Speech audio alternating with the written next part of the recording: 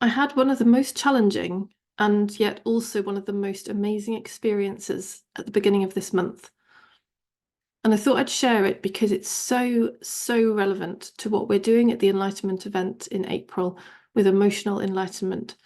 And so that if this resonates for you, you can check with your own experience what you're running away from and therefore what it's time to turn towards.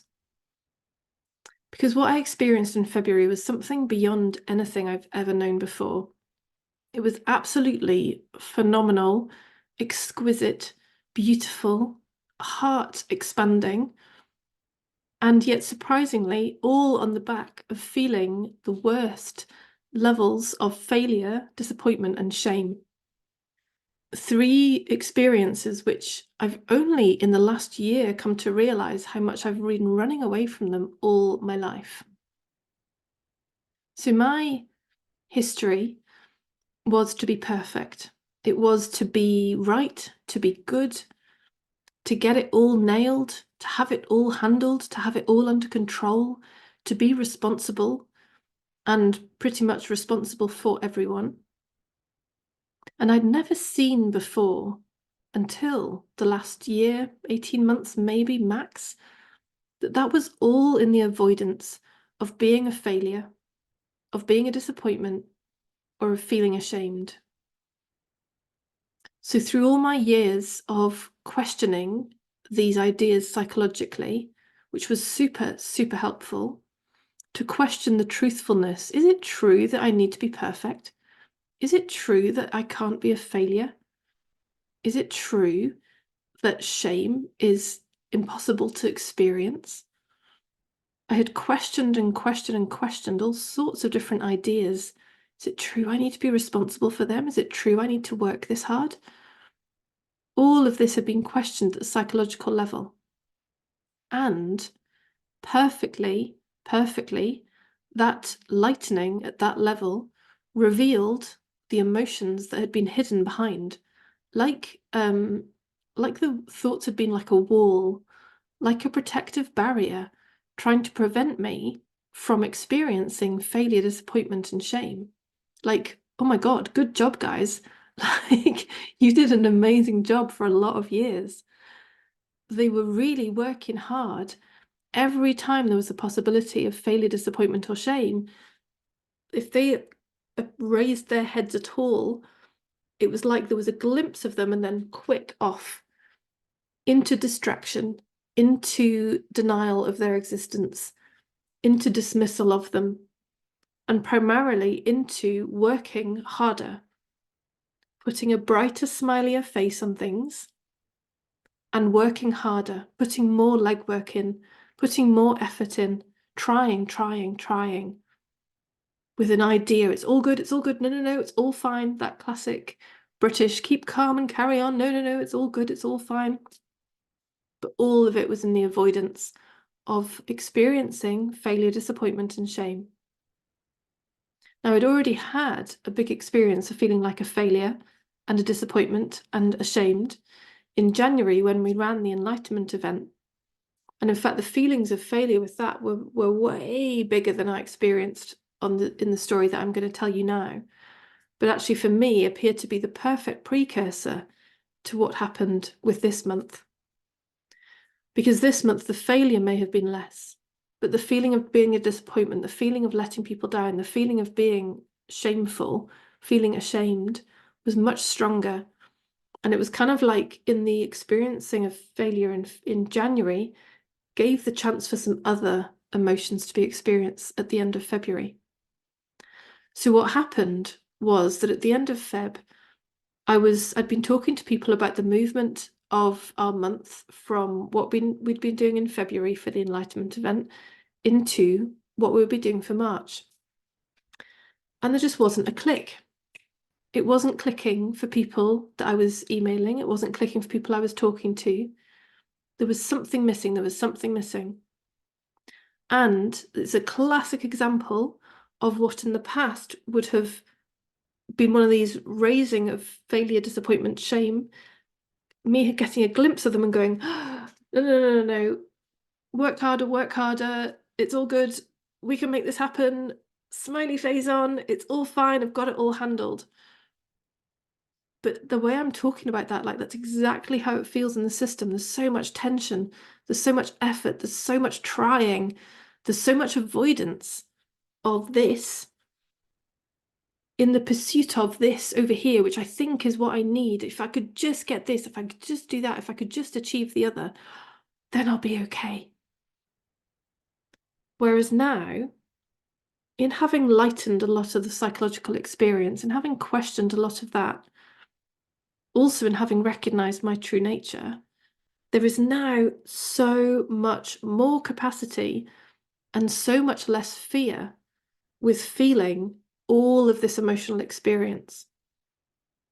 It doesn't have to be avoided or denied or distracted from anymore. It can't. In fact, I can't even imagine how I could do that. It's the sort thought system has dissipated to the extent that it's like, well, yeah, there's no barrier left. There is no wall left for these emotions to hide behind, which allowed them to come to the surface so much more clearly. It didn't feel particularly nice. You know, I wasn't skipping around going, oh, yay, failure and disappointment and shame are here. How amazing. But there was the recognition that they were here to be felt.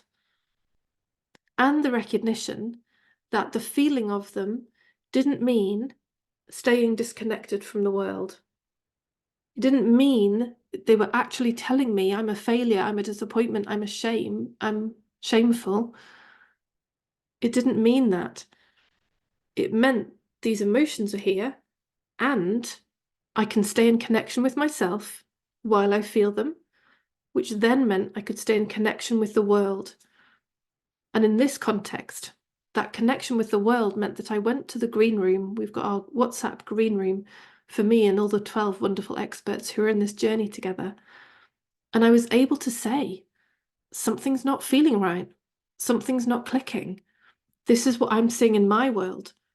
What are you all seeing in your worlds?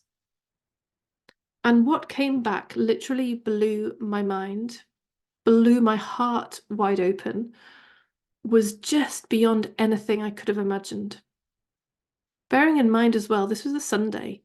All these women were perfectly within their rights to go, it's Sunday. Go away, Helen. Leave us alone. It's Sunday. But they didn't. What came back was the most beautiful, heartfelt, fully adult responses of this is what I'm seeing, this is what I'm experiencing, whether within themselves, what they were picking up within themselves, or what they were picking up from the world around them. There was so much clarity, so much ownership, so much, as I say, adult sharing. There was nothing on it. There was no attachments. There was no identifications. There was no need. There was no attempt to sugarcoat or soften or kind of wait for somebody else to respond and then piggyback on that. There was agreement between some sharings, but there was never a sense of, oh, I'll say this because somebody else has said it and therefore it's safe for me to say it. There was just pure, clear sharing. I've never experienced it ever like that before. And I can see so clearly that that became available because I was able to feel the shame and disappointment and failure and stay with myself in that, and therefore stay with the world in that. My past experience of always abandoning myself in those experiences, the disconnection within me with those experiences, is what has led to disconnection in the world, in my world. Versus being able to stay in connection with myself in those experiences of failure, disappointment, and shame meant I could stay in connection with the world, and the world could respond from that connection. It's what we're all wanting, really. That fullness of inclusion of all of our experience, even failure, disappointment, and shame. Because by staying with ourselves, by staying connected within ourselves while those experiences are happening, that's us being our full wholeness in that moment, including everything exactly as it is, nothing being rejected or resisted. And that's the natural state of all things. So when we are in our natural state with all things within us, then the world can respond from that same wholeness and that same fulfillment and that same completeness. The minute we're in disconnection or rejection or resistance, then the world will mirror that back to us. And we'll suffer, which is cool, actually, because then it's pointing us all the time. Come back to yourself, come back to yourself, come back to yourself. Stop looking to the world to solve what is really a disconnection problem within you. Stop looking to the world to solve what is a forgetting of the wholeness of who you are already. And the more we listen to that message to say, come back to yourself, come back to yourself, come back to yourself, stay with yourself, stay in connection with yourself through this experience, the more we're able to hear that and feel that and be with that, be fully with it as it is in the moment, the more we're able to continue moving through and then have experiences like I had with this amazing, amazing, amazing return of that beautiful wholeness in the form of the sharings from all these wonderful speakers. And the collaboration continued with the feedback that came from that initial flow. I was then able to shape, right, what's immediate for right now? What's for, if we do this again, what's for next time? What for this time is actually going to make a difference? What can we do now to change this? And so then an idea came, and then more sharing that and more feedback, and therefore it got shaped and honed, and another download of idea and more shaping, more honing, and ultimate solution, which in this instance meant a third level of payment being introduced. And all made possible from beginning with staying with myself in my experience as it was, not doing my old parlor trick of escaping out into something else, which would usually have been work. No more distracting through doing more. No more avoidance by burying my head in the sand of activity. Instead, just being with that emotional experience as it was. That's it. And which I guess sounds super simple.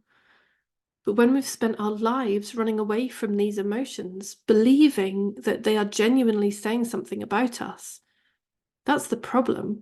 I believed that these emotions were actually telling me, I am a failure, I am a disappointment, I am shameful.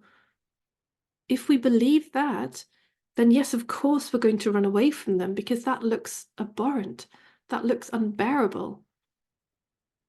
But it is only by turning towards them that we actually get to shift our relationship with them.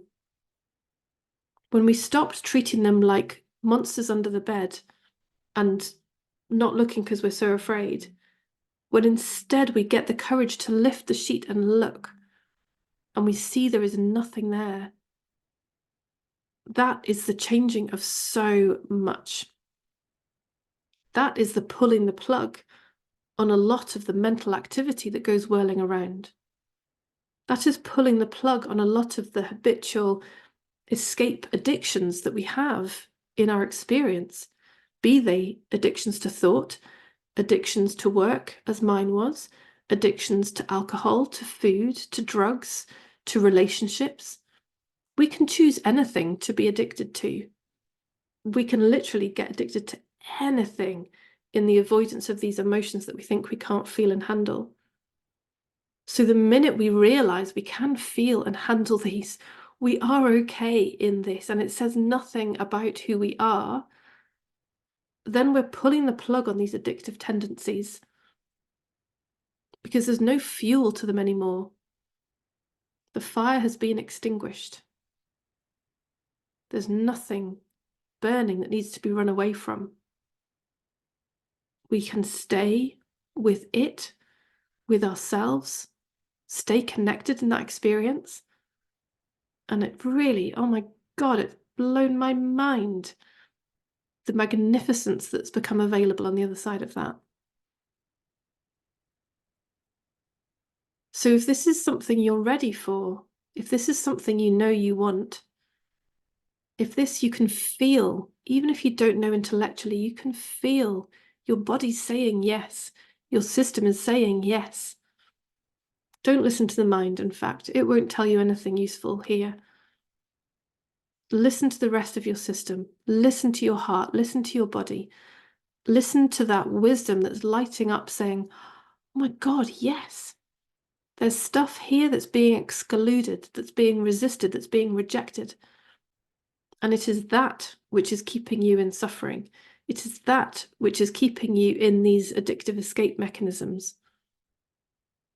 So April is all about us turning around to include all emotional experience, to stop running, to stop believing there is a monster under the bed, to turn and face these emotions that we've been so terrified of, and to help them move again, to help them return to their natural state of movement. It's almost as though they've been stuck, solidified in our system through our suppression, repression, avoidance, distraction, denial, rejection. It's as though they've become solidified.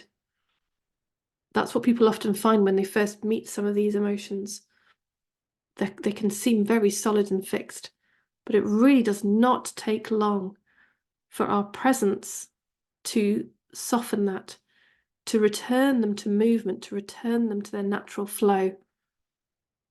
And that's what we want. That's what we want. The feeling of wholeness, the feeling of inclusion of all, the feeling of flow, these are all our natural state. And we want to feel in alignment with that. That's all we really want. That's all we really want. And that's all of what April's about. So if anything in you is lighting up at this possibility, if anything, any inkling, any hint that this is what you want, that you are done with the escaping and the running away, you really want to turn towards what you've been fearing. You really want to resolve some of these repeating patterns that have been playing again and again and again, then please, please consider joining us for April. It's going to be another amazing month. Plus you get the back catalogue of February and March included as well. So we would love, love to meet you there. If you are ready to be with all of your experience, all emotional experience, so that your world can open up and reflect back that wholeness that you already are, reflect back that brilliance that you already are. It's what's available when we include all experiences. I would so love to meet you there.